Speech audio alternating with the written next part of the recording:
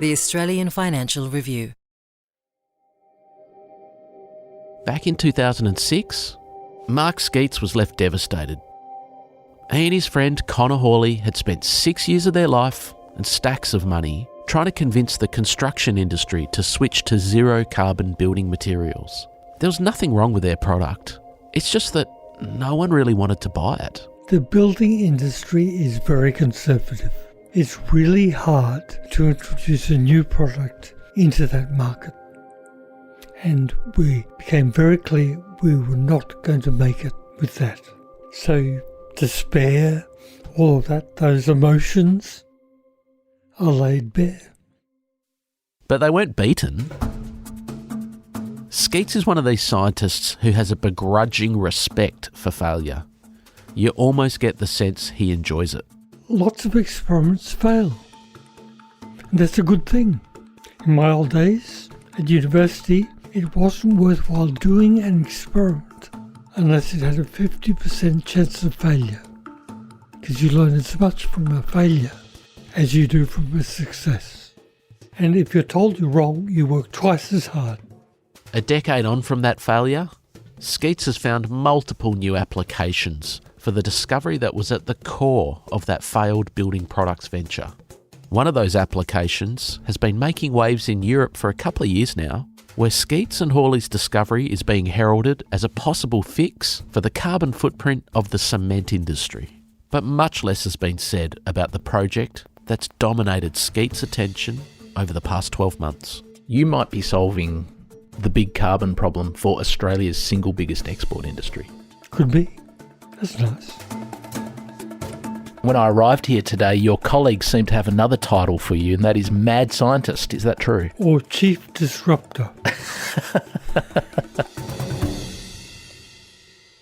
Hi, I'm Mark Skeets. I'm the Chief Scientist and Executive Director of Calix Limited. We have been working on how to reduce carbon emissions from lime and cement. We think we've got an idea about how to reduce the emissions from making steel. Everyone knows we need to do something about climate change, but what's not clear is how do we fix it? Low emissions technologies. There is net zero modelling. Change is coming whether you like it or not.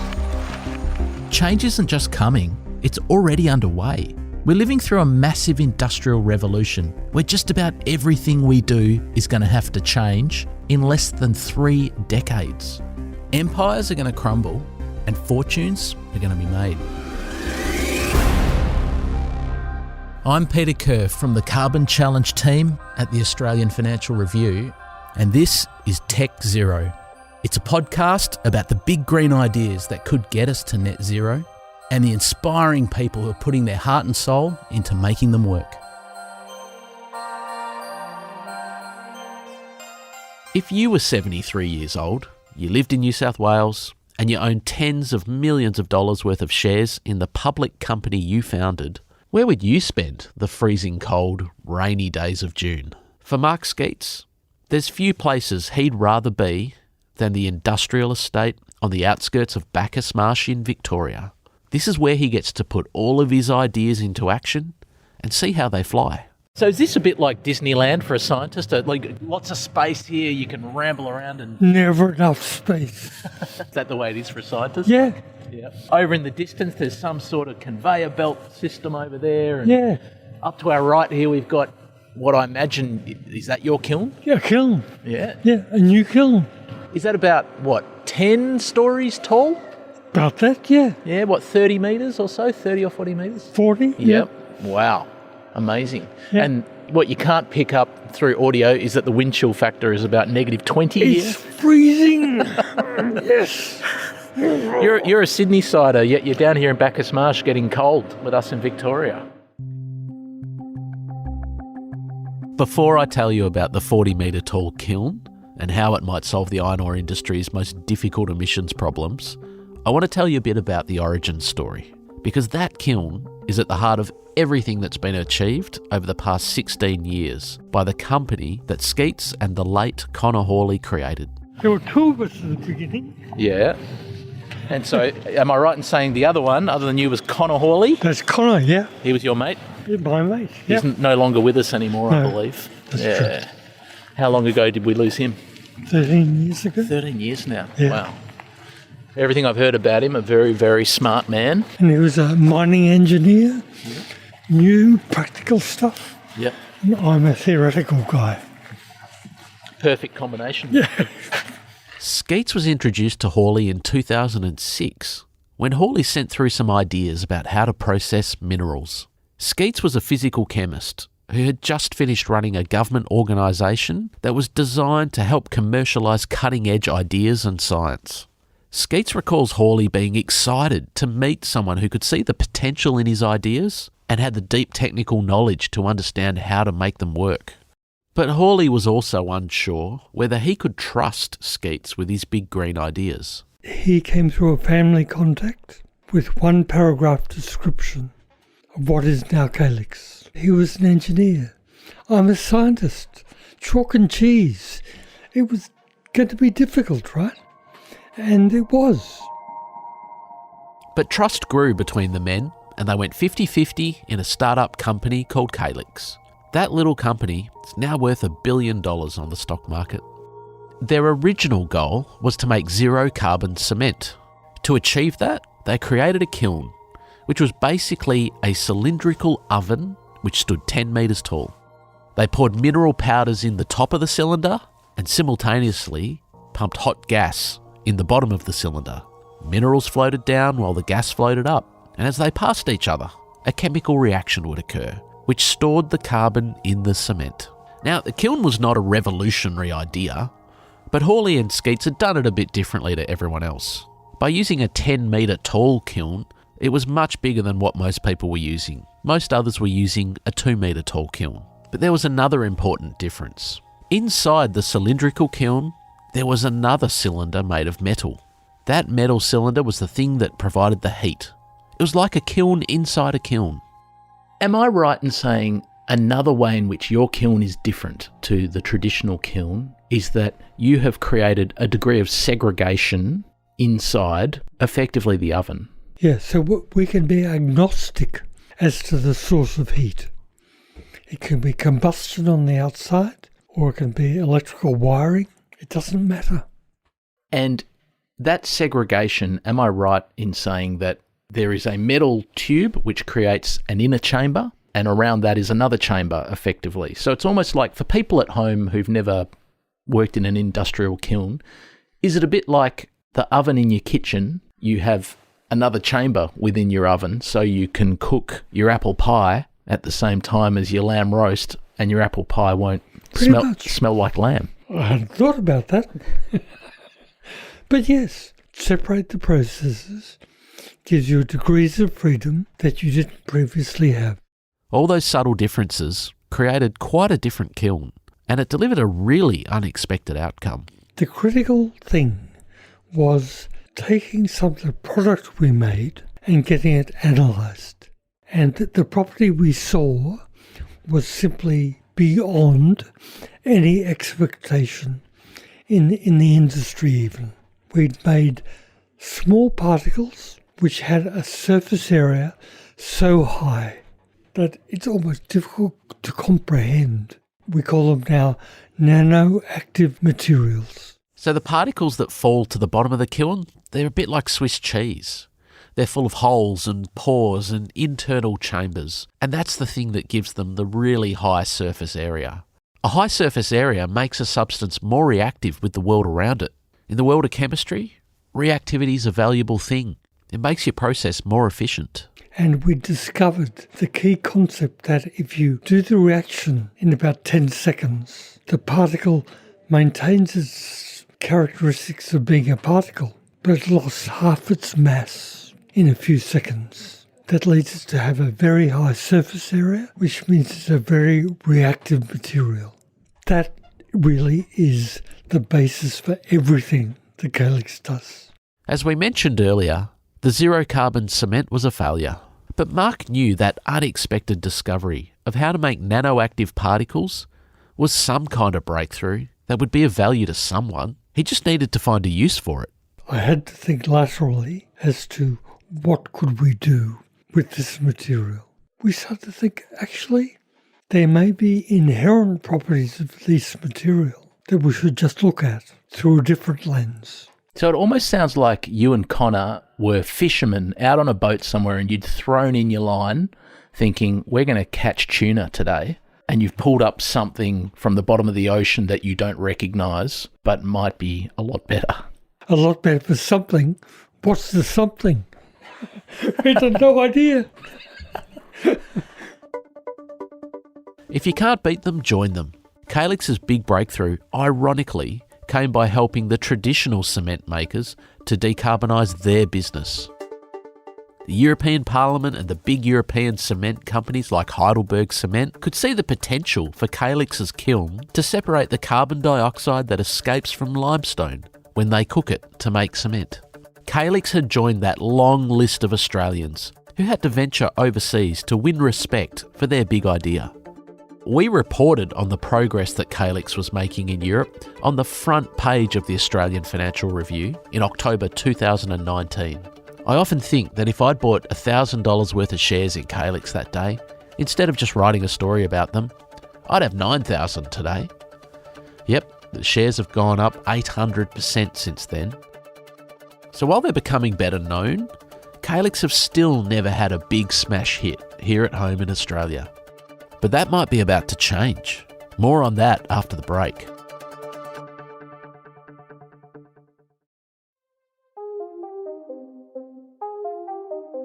There's no carbon in iron ore, so you'd be forgiven for thinking Australia's biggest export industry is immune from the global rush to decarbonise. But you'd be wrong. Like a wayward teenager, iron ore gets into trouble because of the company it keeps. When you make steel, you cook iron ore and coking coal together. The oxygen in iron ore mixes with the carbon in coking coal to form carbon dioxide, even if you power the steel mill with renewables. That makes steel one of the sectors we call hard to abate. The federal government reckons low-emission steel is one of the 6 crucial technologies that must be cracked if Australia is going to get to net zero emissions by 2050. So big iron ore miners like Andrew Forrest want to get away from coking coal, as the man himself explained in this recent Bloomberg interview. Look, I think iron ore has a strong future, particularly if we can make it without any carbon or coal. This is what the mining companies like Andrew Forrest's Fortescue and Rio Tinto are on about when you hear them talk about selling green iron in future rather than iron ore. They need to find other substances that can remove the oxygen from iron ore without producing carbon dioxide as a byproduct, which coal does. Hydrogen looks like it's going to be the most likely saviour. Now, you've probably heard that hydrogen is a flammable gas that could be a clean fuel in future, but it has other uses beyond energy. It can be a reductant. That means it snatches the oxygen out of iron ore when mixed at high temperatures. The byproduct you make when you cook iron ore and hydrogen, it's just harmless steam. And that's another reason why Andrew Forrest is investing so much hope in hydrogen. Steel and iron ore and concrete and all of these issues must go green. And we're working right now on a global mechanism to turn iron ore from being carbon dirty and steel from being carbon dirty with new technology which will see beautiful iron and beautiful steel made without any emissions to the environment. Let's pursue these technologies. Let's make this happen. If iron ore miners could achieve that and sell green iron, they'd no longer be tarnished by the big emissions footprint of their customers in the steel industry. That's what we call Scope 3 emissions, when you're held accountable for the emissions of your customer. Rio Tinto has started a project in Canada to cook iron ore and hydrogen together to make green iron. In the industry, they call this hydrogen direct reduced iron, or DRI. But to work, the process needs the sort of highly concentrated, manufactured iron ore pellets that Rio makes in Canada. The problem for Australia is that 99% of our iron ore is not sold in concentrated form. We ship our iron-rich red dirt pretty close to how Mother Nature made it, including with all the impurities like silica and alumina. So we need to find another way. And Mark Skeets reckons his kiln can clean out the impurities and the oxygen to deliver pure iron without any carbon emissions. I think the differentiating feature is we continue to use external heat to control the process. What Mark's talking about there is the kiln inside the kiln. Mark heats it with electricity and, ideally, renewable electricity.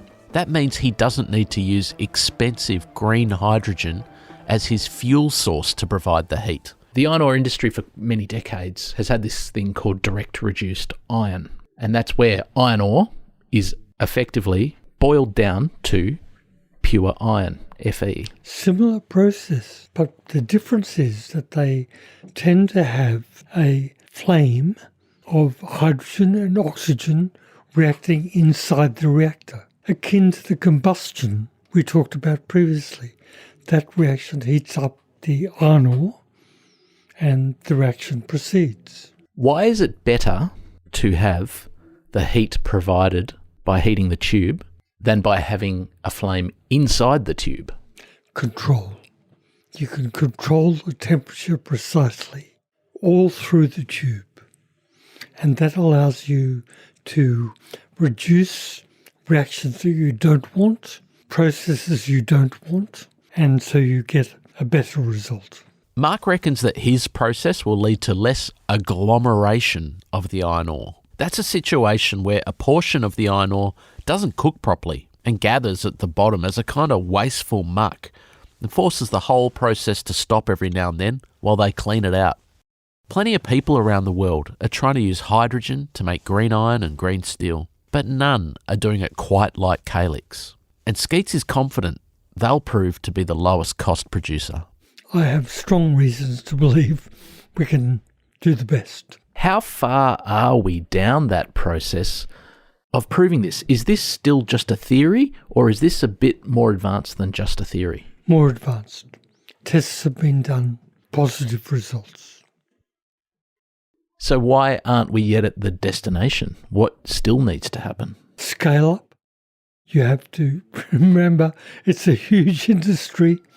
You can't go from something of the size of our reactors here to a meaningful steel production process. Many things have to surround that.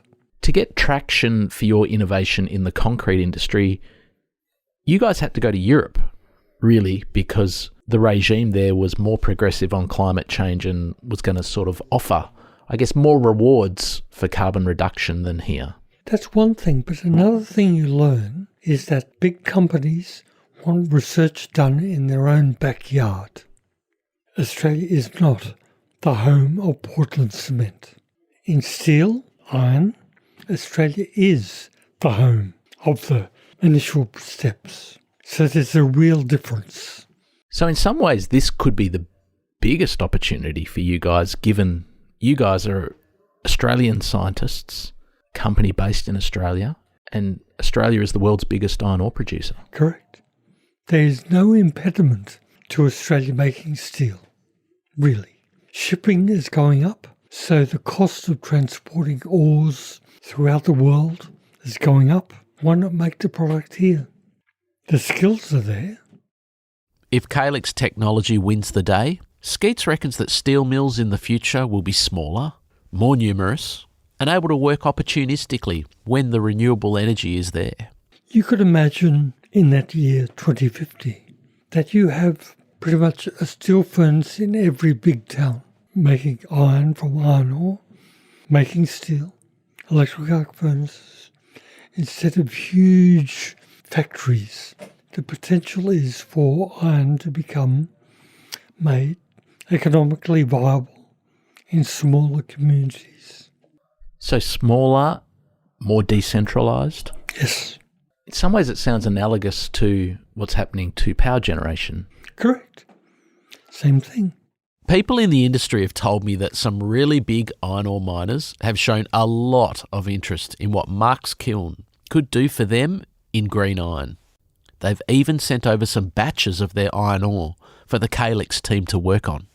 Are you able to talk about any of the people who are collaborating with you on this work? No. Why can't you? To do that, you need partners who are willing to supply you materials to test. That comes with confidentiality arrangements. How big an opportunity is it if you can become the cheapest and lowest carbon method of producing green iron? It's enormous. It's got too many zeros in front of it for me to make any sense of it at all. Even an expert in mathematics, you can't even... I don't want to think about it. And what motivates you? Because as a founder, initially you had 50% of Calix, and clearly, of course, you've been diluted down over the years as the financialisation of your company has occurred. Are you motivated to find all these solutions by the dream of becoming a rich man? No. It's the last thing I think I'll tell my family that. But no, I'm intrigued by the issues and the problems. So when you go to sleep, I say to myself, what should I be thinking about in terms of climate change? Can you imagine ever retiring? No. And I don't know what I would do with myself, actually. I've been, I think, a scientist since I was about 11. So when you were 11, what do you mean by that? You were a scientist then? My sister gave me a book called Linus Pauling's College Chemistry at that age, and I knew what I wanted to do. The more I do this podcast series, I'm realising that science and technology can actually really potentially save us from climate change. Has to. I really think there's no alternative. The thing to realise is it takes a long time to steer the ship of science. 10, 15, 20 years. That's many generations. I think the work that was done 30, 40 years ago on climate change has got acceptance now throughout the communities. That makes a big difference. It's cumulative. It doesn't happen overnight and probably never should, because everything has to be checked against social requirements, a whole lot of things. It's never pure science. It's a hard one though, isn't it? Because we're in a race to fix climate change. We need to get it done in 28 years. Yeah. But look, I've worked with top quality scientists all my life, and the innovation power that they have is so high that we will get there. I'm absolutely convinced. So you're pretty optimistic. We can get to net zero 2050. Yeah. That's nice to hear. Oh, good. I'm going to sleep better tonight. Good. So there's a sign in your meeting room here at the Calix office in Bacchus Marsh, Victoria, and it says, "What do we want people to say about us in future?" That was the question posed, and the answer, "They've made a positive difference for the long term." And our staff came up with that. And the other one is, Mars is for quitters. There's only one Earth.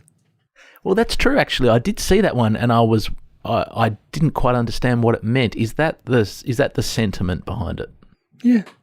We have to solve our own problems. Yeah. We only have one Earth, so... Yep. So if you think you can just trash this planet and set up another one on Mars, you're giving up. Yep. One of the best pieces of advice that I got when I was a cadet journalist was about how you end an interview. Rather than wrap it up when you've asked all your questions, you ask your guests whether there's anything they want to say that you didn't ask them about. It's kind of like the journalistic equivalent of Colin Powell's Unknown Unknowns. You shouldn't assume that your questions are good enough to liberate all the information. So listen to what happened when my producer Lap and I decided to wrap up our interview with Mark Skeets. Lap, is there anything we're forgetting? No, I think we covered it. Beautiful. Covered it all, I reckon. Mark, is there anything that you think we haven't covered or anything you want to restate? What if we think we're becoming too late on carbon capture? Are there processes that can save us in the last gasp? That's what I'm thinking about now. There has to be a solution. So is this your next big dream beyond the green iron one that you've been working on? Yep. Is there anything more you want to say about that? Because I'm just thinking what you've done at Lixa in Europe is carbon capture. For one industry. Right. Do you have a particular industry in mind where you want to take it? It's a process called direct air capture. How do you take CO2 out of the atmosphere or out of the oceans? It's called geoengineering. My boss, Phil, doesn't like geoengineering. It's a step too far. But we may need to do that. So is this just something that you're thinking about and dreaming of, or do you think you might have a solution? We think we've got a solution. Thanks for listening to Tech Zero. This was the last in our first series. We loved bringing it to you. We hope you enjoyed it. And hopefully one day we'll get to bring you more big green ideas from the front line of decarbonisation. If you like the show and you'd like to hear more, follow us on Spotify, Apple, or wherever you get your podcasts. And consider giving us a review or a rating, as it helps others to find us. This podcast was hosted and written by me, Peter Kerr. Produced and edited by Lap Fan. Technical production by Cormac Lally and Rob Fletcher. The artwork was by Yerevan Delanchian. And thanks to Tom McKendrick, Dave McMillan, and the video and audio teams of the Sydney Morning Herald and The Age. And a special thanks to 6PR radio station in Perth. This podcast was executively produced by Fiona Buffini. At the Australian Financial Review, we investigate the big stories about markets, business and power. You can subscribe to the Financial Review at afr.com/subscribe. If you want to get in touch with us at Tech Zero, you can email us at techzero@afr.com. Tech Zero is part of the Financial Review's Carbon Challenge franchise.